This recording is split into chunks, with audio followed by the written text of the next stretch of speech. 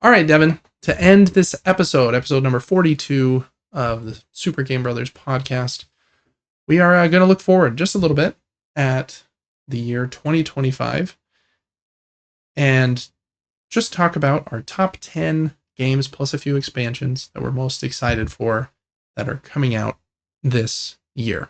Board games are a little tricky where they sometimes just announce them with just a picture.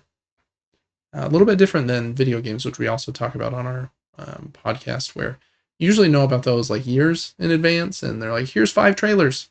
Oh, and here's like the biggest story spoiler in one of those trailers. Mm-hmm. With board games, you sometimes don't know very much, but there is some of these games that we know a bit about, some of them that we don't, but either way, here are the top 10 games in a combined list that we are most excited about playing and seeing in 2025. So here we go. Let's hop over to the screen. First up, Devin, we're going to do 4 kind of honorable mentions for these expansions. This first one of my favorite games from last year was Fractured Sky. A cool game where you're sending out troops hidden underneath like your workers, and they magnet to the bottom. This expansion adds, I think, different colors of those Starfall pieces. And so if you're able to collect multiple of the same color, it kind of scales with scoring, whereas in the base game they're just a point each. I think in the expansion they kind of scale up to like 1, 3, and 6 or something like that, depending on how many of each you can collect. They look really cool. I wanted to show you the cool version here, but there's different colors of Starfalls. I got this metal one, has the metal Starfall pieces. So I'm very excited for this expansion. It's a game that is not what I usually like, because you have to be okay with like a little bit of luck, and you're more like reading the people around the room.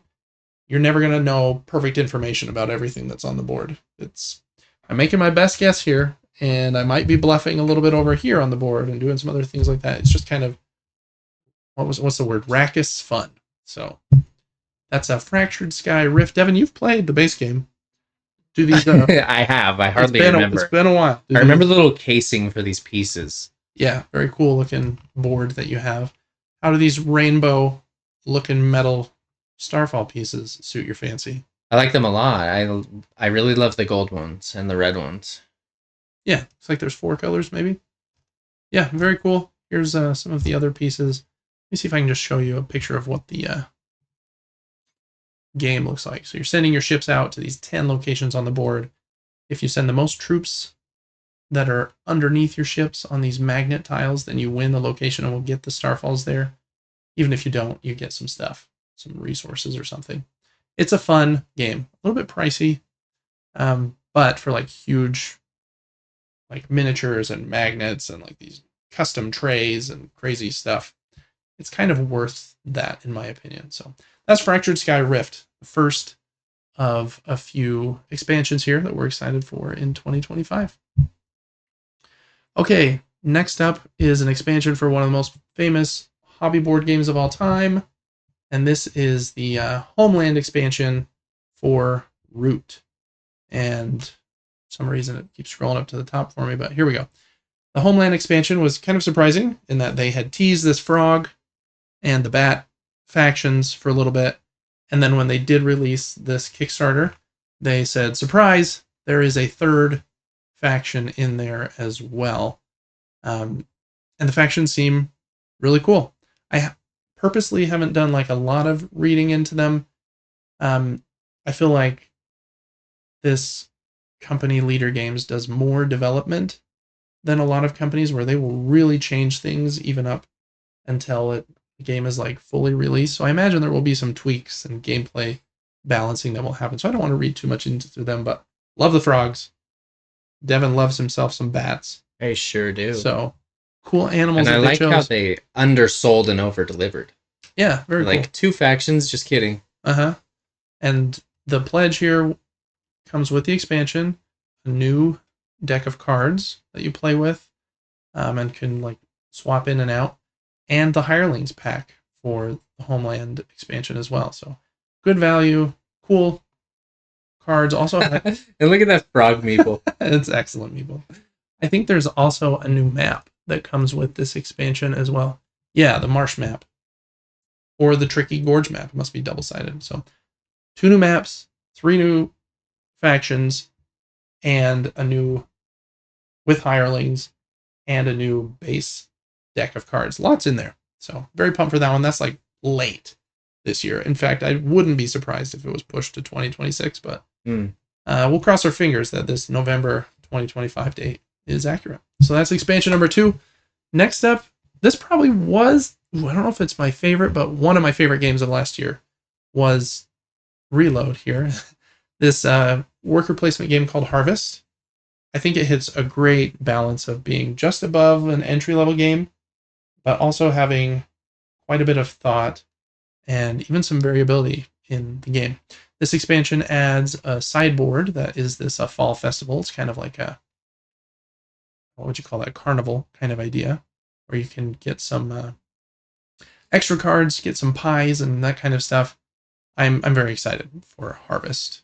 I think Keymaster Games makes excellent production, so all the pieces are always like amazing and awesome, and I'm just excited to expand Harvest a little bit more. So that's number 3, and then the last up is one that I think was supposed to come out last year. I have it pre-ordered, and they just emailed me and said, "Hey, it's available, but I only get free shipping if I like release $75 worth of items at a time." And I have one other game that should be out of pre-order in like any minute. So I'm just waiting for that one before I release this one. But this is that was a long explanation for the Veil of Eternity Artifacts, which adds quite a few new cards, these like creature cards, and a new way that you draft cards with these new tokens. So it actually adds quite a bit. Veil of Eternity is an awesome card game. A little bit brutal. You have to be a little bit mean to each other a little bit. Not too bad. So I'm excited to see how this changes it up. Devin, I know this was one of your favorite games that we played last year. Again, it was very early in the year. So I'm staring at it like I was there. Has cards that look like that, kind of. Okay. And then you put these tokens on them that look like that let you take the cards. Anyways, Veil of Eternity is excellent. So that was 4 expansions that I'm very pumped for. So getting into the 10 games, these ones are not expansions now. Number 10 is kind of wishful thinking for me. One of my favorite video games ever was this one, Don't Starve. Played it a ton with my wife. A game that she loves. She's way better at it than me. She like is really good at like the planning and like crafting and getting ready for winter and stocking food and stuff. All of the surviving maintenance. Yeah. I am not good at that either. I know. And I was like, ooh, a monster, let me go fight it. And then I die. You know? Excellent video game. I don't really love cooperative board games usually. But just based on the IP, I will probably give this one a chance. I hope that it comes together well. The company that's making it is Glass Cannon Unplugged. I don't even know what else they have done. It looks like they've done quite a few other licensed games. One for Apex Legends, Devin. I don't think that one lit the world on fire. One for Dying Light. This Frostpunk, the board game, I think might be the latest one they've done, and it was supposed to be excellent. So I'm really hopeful. But again, with cooperative games not being 100% my thing, not sure. So that's number 10. Don't Starve, the board game. All right. Next up, All Play has this, some reason that it likes to double load right now. This 4-pack of games that's delivering this year in their mini box line. And the one of them that I'm most excited for is called Ruins. And there were a couple games that almost went on this list that have a similar mechanism with transparent cards. And for some reason, I see that and I'm like, ooh, that looks fun. Have you ended up getting one yet? That No. has transparent No, cards? this will be my first one, I think. But you are basically stacking these transparent cards in these sleeves in order to, kind of make the best transparent card. Seems really cool. The game's designed by John D. Clare, who does excellent games. So I think those two things paired together, I'm just excited to try that one out. And I like a good small game. If it can have enough depth that I'll pull it off the shelf often. So I'm very excited for Ruins coming out in 2025. You can see that stack of transparent cards there. Very weird looking, but looks cool. Yeah, it's super cool. All right, next up, there are a few games on this list I'm kind of giving a chance. And I don't have a 4X game per se in my collection because I don't think it's a genre I'll really love. But I took a shot on this one. It's called Rise of the Wastelands. And kind of gave me like a Fallout vibe where you have kind of a base and you're going out exploring. There might be some monsters or other events and stuff. You're expanding, and you're also sometimes like bumping up against other players and their camps and their expansions. And that's kind of what a 4X game is. I don't remember what all the X's stand for. It's like expand, exploit, exterminate, and X something else. But that's what this game is. I like the vibe of it. And really the reason I gave it a chance is I think it was really cool. They have two different versions of the game. The deluxe version has these pretty cool looking plastic miniatures. And I really like having a cool player board that has all my stuff on it. And then I can deploy it from there, kind of like a command center. It also has a cheaper version, which is the one I got, that has screen printed wooden pieces. But they also sit on the player board really nicely. And I can't find the picture here. But if I could, oh, here it is. Yeah, I really like how those look. I think I like how they look better than the plastic miniatures. The screen printing just really pops. So I thought it looked cool. Like the player board. Watched some gameplay of it, and it seems like it's shorter than some 4X games. They can be very long. And a little more Euro-y focused. So, anyways, taking a chance on Rise of the Wastelands. I hope it's excellent. All right, next up is Ada's Dream from Alley Cat Games. I got a couple games from Alley Cat last year and was really surprised at how much I love them. One of them is Tinner's Trail, and the other one, I think, is Arborea. And I don't know, they're kind of one of my favorite kind of medium to medium heavy game publishers right now. So I'm really excited about this one. I don't know a lot about it other than it's dice driven and has this dice rondelle, meaning that the dice will kind of go around in a circle there. And a cool kind of historic theme about Ada Lovelace, I think her name was. Yeah. And trying to build I think it's alternate history a little bit, trying to build the first computer. Has some very cool pieces. Definitely looks like a Euro board there, but you have these pieces that even like slot in the top of your board, which kind of looks like a floppy disk or a computer chip kind of sitting in there, and then you're putting dice and these little gears on your board. I think it looks very, very cool. So that is Ada's Dream from Alley Cat Games. We've talked about this next game. We have. This is it says 2 to 4 players, but I think it started as a 2-player only game. And there are, I think, 10 different factions in this big box, and they each have their own unique deck of cards. And it has like really bombastic sci-fi art that was done by like 30 different artists, I think.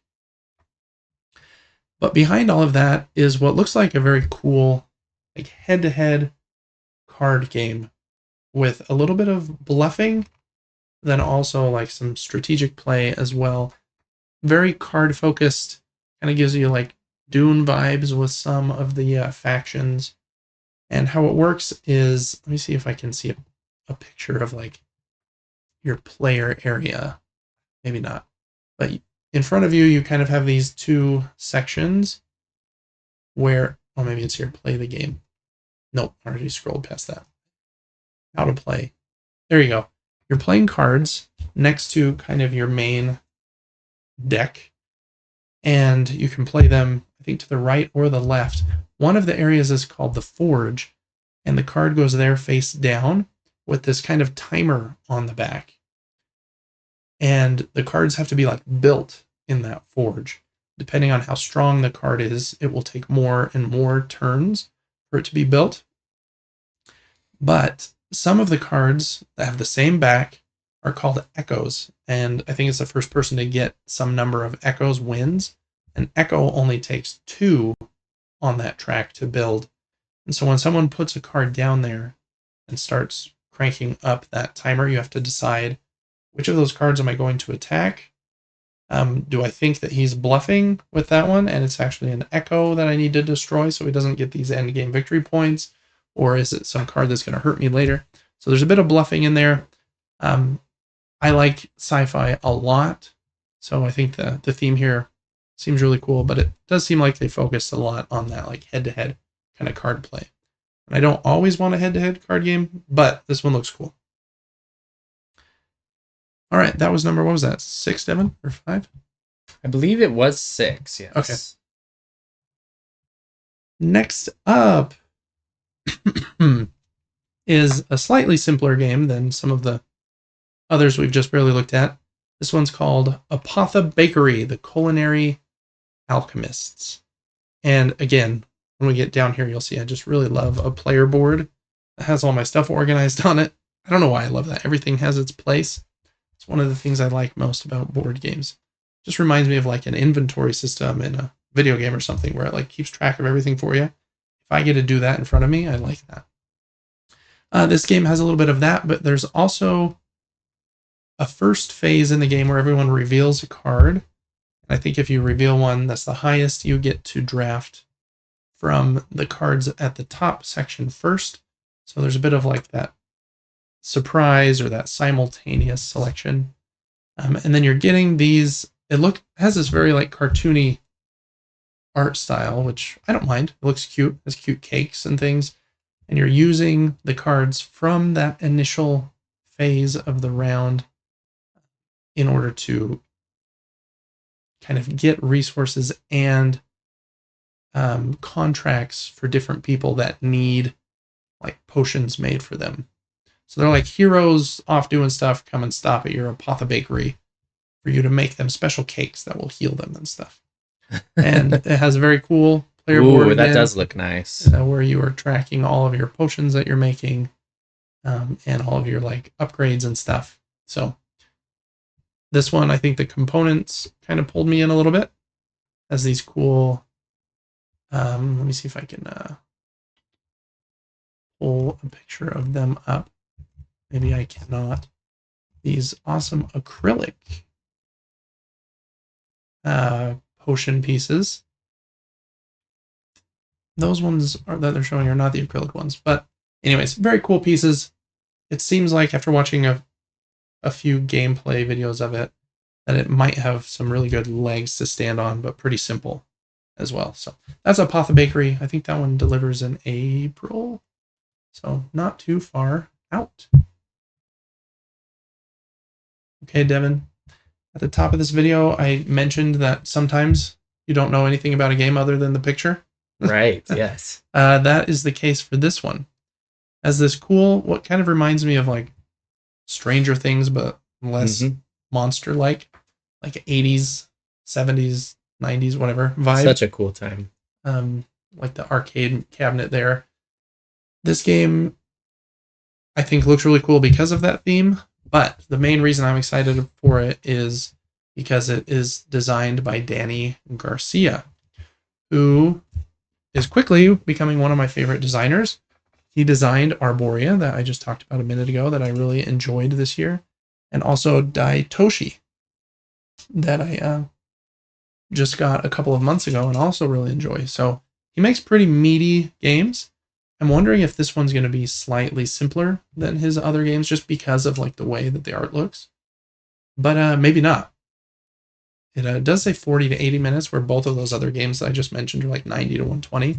So that would make me think it is a little bit lighter, but that time frame might not be official from the publisher. So I'm kind of hoping that it is a big, meaty game with this cool vibe. So based on the vibe and Danny Garcia's name, this is I think my number 3. Is that right? It's going to be amazing. I think that's my number 4 actually. It is number 4. Okay, Yes. number 4.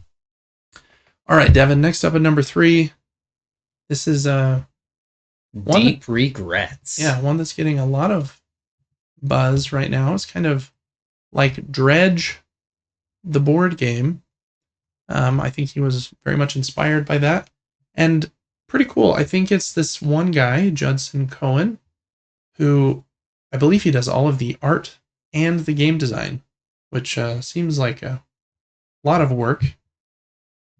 But in this game, you have some really cool, unique dice, and you're going out in your ship to the ocean, and you're fishing, trying to get the best catches.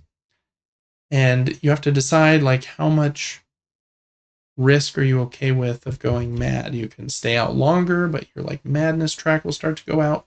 If you catch fish that are unusually weird, then you'll start to go mad even more. Has this very cool, kind of reminds me of like Bob's Burgers kind of art style, or Rick and Morty or something.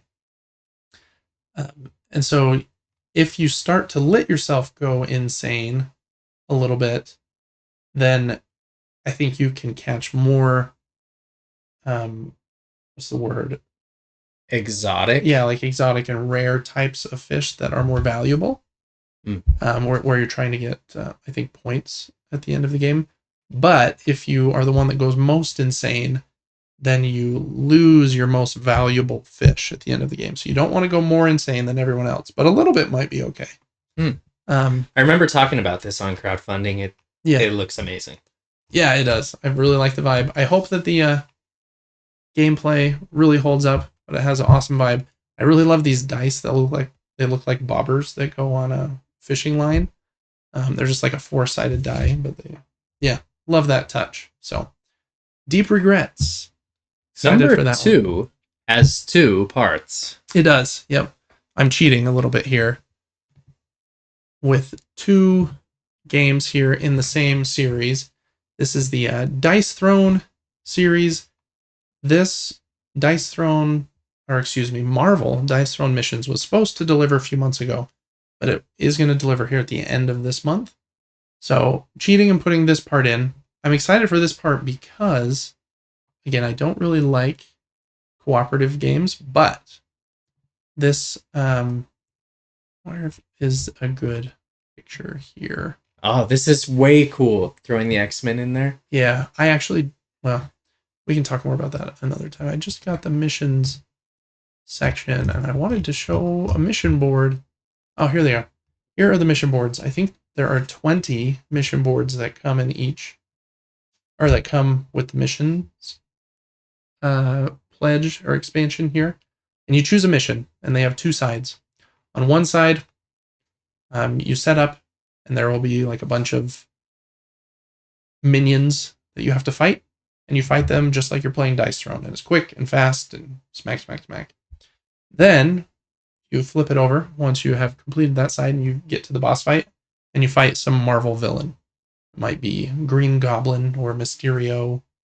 I just went with 2 Spider-Man ones, but there are lots of different villains on those. You can play them solo, which is probably how I will play this game a lot of the time, or you can play it with, I think, up to 4 other players, and it's supposed to scale really well, has cool components like acrylic pieces. This is a magnet, I believe, that's that like dial that twists on there. So I'm hopeful that this will be the one kind of dungeon crawl game that I do enjoy. I liked Dice Throne Adventures, but I thought it was too long. And they split like the dungeon crawl and the boss fight into two like hour and a half sessions, where this is like, here's a much shorter, punchy 30 to 45 minutes where you fight the minions and then you're at the boss fight. And each of the 20 boss fights are supposed to be quite a bit different. They have difficulty levels and that kind of thing. So I'm very excited for this one. I wanted to just show a picture of all of the, while we're here, we'll just look at the X-Men should deliver as well. You got Wolverine, Storm. I didn't get the X-Men portion. So Psylocke, Iceman, Jean Grey, and Rogue. I do like X-Men. Pretty cool. Gambit and Cyclops. And then you can also get Deadpool. He was a separate like add-on here. And here is the missions portion. This is what I'm getting. So you've got all of these different little mini campaigns with a different villain that you fight. Just awesome, awesome art on them as well. There's 20 of them on these trifold boards. And then you go through these fights. I'm excited for that. You also have these like ally cards that will help you during these fights, and your characters level up from fight to fight and stuff. So it could be a fun kind of campaign series to run. Excited for that one. Part 2 of number 2 here is the other Dice Throne campaign that I think delivers later in the year. But this one is called Outcasts, and it just has 4 characters in their new kind of strong box form factor that are more advanced kind of characters primarily, and they're kind of like horror adjacent, where like one of them is a witch and one of them is like the headless horseman kind of guy, a necromancer, and I think that she's like a raveness. And so some of them have like secondary pieces, like the necromancer has different like undead zombies that he controls, so they're a bit more complex of characters to play with. But one of the things I most love about Dice Throne is all of it integrates together. So you can use these characters against others, use these characters in that Marvel missions thing we just looked at. So anyways, the 2 Dice Throne deliveries this year, I'm excited for both of them. Which am I? Especially the horror side. Well, yeah. I mean, especially the X-Men side as well. Yeah. That's a cool add-on. Very cool stuff. So anyways, number 1 for me, if you know me, I like a smaller game, but I really, really love a big, meaty game. And this is my first foray into a game from, I think it's called Uchibakoya. What is an Uchibakoya? It's a board game publishing company in Japan. And they have a Japanese designer that has made a lot of their games. And this one is supposed to be very big, complicated, but just looks awesome. And I'm pumped about this one. So it's my number 1. It is Sweet Lands. For some reason, it seems like I like games that have like a cute aesthetic, but then are just brutally complex. That is like a dichotomy I like for some reason. It is cool. It's misleading. Yeah, a little bit. You think this will be easy. This box is huge and heavy. It's like the same size as a Lacerda game, which I don't think means much to you, Devin. It doesn't, but there's a milk meeple in this game, and I need that. Yeah, so you're like making sweets and trying to become the next leader of the kingdom of sweets. And so you use milk and sugar and all kinds of stuff like that. Has very cute meeples, but has a pretty intense Euro game kind of behind all of that. You're building road paths along your map board and choosing actions from this main board. You have your own player board here. You can slot like 14 different characters to play as inside your main board. And 450 wooden tokens.